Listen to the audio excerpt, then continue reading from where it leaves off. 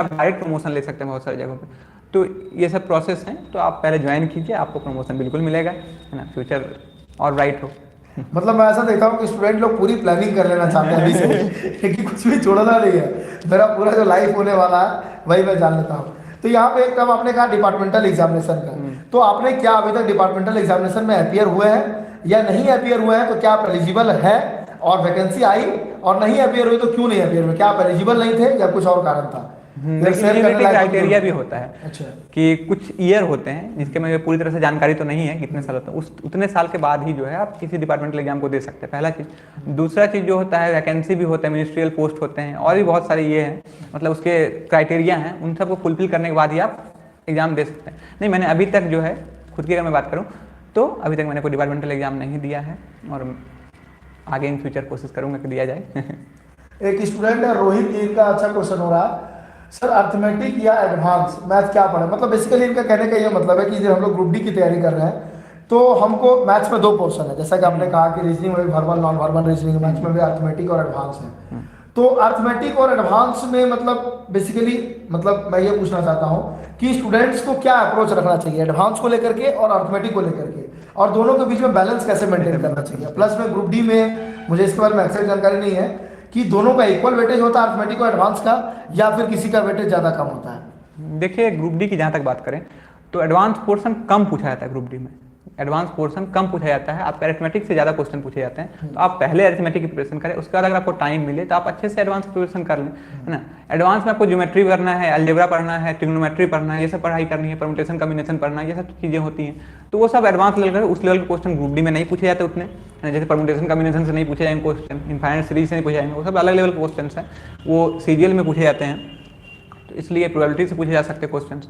तो group D में ये सब क्वेश्चन नहीं पूछे जाएंगे, आप अरिथमेटिक को फॉलो कीजिए। उसी तरह अगर रीजनिंग की बात करें, आप वर्बल रीजनिंग पे ज़्यादा जोर दीजिए, है ना, क्योंकि नॉन वर्बल रीजनिंग बहुत ही कम पूछे जाते हैं, है ना, इसलिए आप वर्बल रीजनिंग पे ज़्यादा जोर दीजिए, वर्बल रीजनिंग आपके लिए ज़्यादा अच्छा रहेगा, और उसका पोर्शन भी ज़्यादा है, वेटेज भी ज़्यादा है, टॉपिक्स भी ज़्यादा है, तो उस पर ज़्यादा फोकस कीजिए।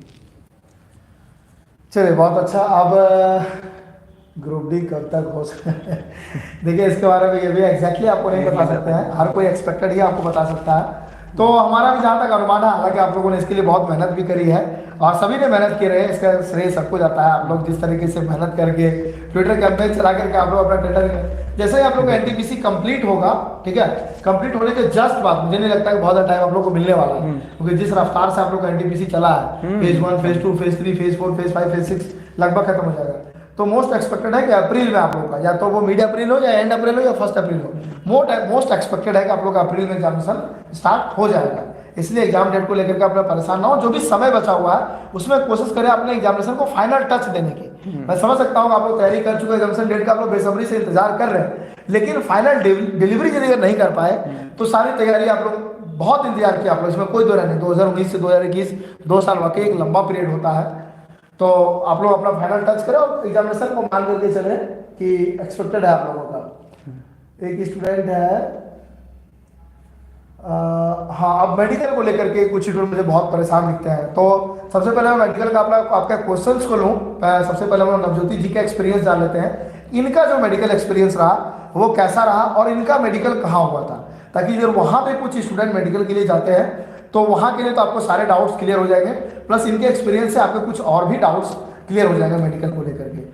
तो नवज्योति जी मैं आपसे रिक्वेस्ट करूंगा कि मेडिकल के बारे में थोड़ा विस्तार से बताएं, स्टेप बाय स्टेप बताएं, जिस तरह से अभी तक आपने सारे सवालों का जवाब दिया है। तो मेडिकल के बारे में स्टूडेंट्स लोगों के मन में जो भी कन्फ्यूजन है वो काफ़ी हद तक क्लियर हो जाए, तो जो भी शेयर कर पाना पॉसिबल है मैं चाहूँगा आप स्टूडेंट्स के साथ शेयर करें। जी देखिए, सबसे पहले CBT 1 के बाद जो है फिजिकल एफिशिएंसी टेस्ट होता है, जिसको क्वालिफाई करने के बाद एक रिवाइज मेरिट लिस्ट तैयार होता है, जिसमें आपको मेडिकल के लिए बुलाया जाता है। पहले डॉक्यूमेंट वेरिफिकेशन देना। हाँ, डॉक्यूमेंट वेरिफिकेशन की प्रक्रिया भी हम लोग नीचे जानेंगे। पहले आप लोग मेडिकल का क्वेश्चन पूछे हैं तो हम लोग मेडिकल को कवर अप करेंगे। डॉक्यूमेंट वेरिफिकेशन के बाद जो है मेडिकल के लिए, ये फाइनल स्टेज है आपके सिलेक्शन का, मेडिकल। तो मेडिकल एग्जामिनेशन के लिए आपको बुलाया जाता है। जनरली ये एक ही दिन का प्रोसीजर होता है, एक ही दिन में कंप्लीट कर लिया जाता है, या हो सकता है कि ज़्यादा अगर ये हो, ज़्यादा कैंडिडेट्स हो तो 2 दिन लग जाते हैं, लेकिन एक दिन का प्रोसीजर जनरली होता है। मेरे को एक ही दिन लगा था, और मेरा मेडिकल जो था समस्तीपुर में था, तो उसके लिए आपको बिल्कुल चिंता करने की जरूरत नहीं है। बहुत ज़्यादा हार्ड मेडिकल इसका नहीं होता है, बहुत स्मूथ वे में वो लोग मेडिकल लेते हैं, है ना। और बहुत ही कोऑपरेटिव स्टाफ्स रहते हैं, जितने भी डॉक्टर्स रहते हैं, जितने भी सपोर्टिंग स्टाफ रहते हैं, बहुत ही कोऑपरेटिव रहते हैं।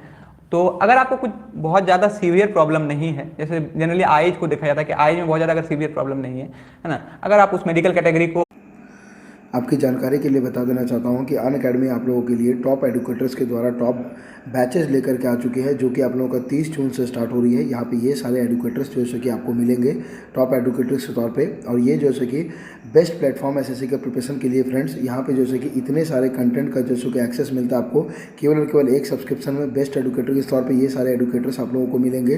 नेक्स्ट हम लोग बात करते हैं बैचेस की, तो टीम फोनेक्स के द्वारा SSC CGL and CHSL 21-22 exam जैसे कि बैच स्टार्ट हो रहा है, 30 जून से स्टार्ट हो रहा है। इस बैच में ये सारे फैसिलिटीज़ मिलेंगे एंड ये सारे एडुकेटर्स इस बैच को रन करेंगे। नेक्स्ट हम लोग बात करते हैं CET ब्रह्मास्त्र बैच की। ये सभी गवर्नमेंट एग्जाम के लिए है। ये भी जैसे कि आप लोग का 30 जून से स्टार्ट हो रहा है। ये सारे एडुकेटर्स इस बैच को लेंगे और ये सारे इस बैच की फैसिलिटीज़ होंगी, ठीक है। नेक्स्ट हम लोग बात करते हैं आपके लिए संकल्प 1000+ सिलेक्शन बैच की। ये एसएससी CGL 2020 एग्जाम को टारगेट करेगी। ये भी आपका 30 जून से स्टार्ट हो रहा है। ये सारे एडुकेटर्स इस बैच में होंगे और ये सारे इस बैच की जैसे कि फैसिलिटीज़ होगी। नेक्स्ट हम लोग बात करते हैं आपके लिए सफलता बैच की। तो सफलता बैच जैसे कि ये भी आप लोगों को 30 जून से स्टार्ट हो रहा। ये सारे एडुकेटर्स होंगे इस बैच में और ये सारी इस बैच की फैसिलिटीज़ होगी और इस बैच का ड्यूरेशन होगा ये फुल ईयर होगा, ठीक है। नेक्स्ट हम लोग बात करते हैं आपके लिए, तो स्ट्रॉन्ग लाइनअप है बैचेस का फ्रेंड।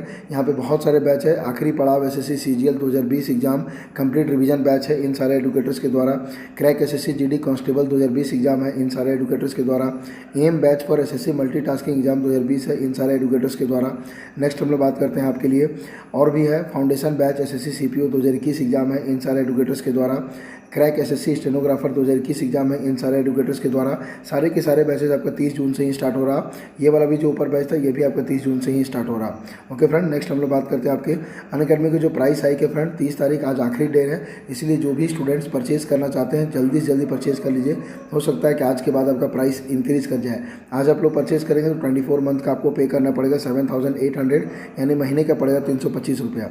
उसी तरह 12 मंथ का परचेज करेंगे तो आपको पे करना पड़ेगा 6500, यानी आपको एक महीने का पड़ेगा 542 रुपया।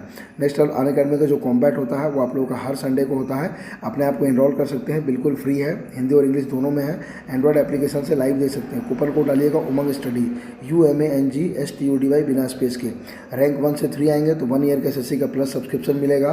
4 से 10 आएंगे तो 75% स्कॉलरशिप। 11 से 50 आएंगे 50% स्कॉलरशिप। 51 से 500 आएंगे 25% स्कॉलरशिप, ठीक है। यहाँ पे जैसे कि आप लोगों का ये सारे जैसे कि आपके प्लान्स हैं। ओके फ्रेंड्स, जो भी स्टूडेंट्स अनअकैडमी के प्लस सब्सक्रिप्शन इंटरेस्टेड है तो बिना देरी किए हुए आप लोग अनअकैडमी का प्लस सब्सक्रिप्शन ले सकते हैं। ओके।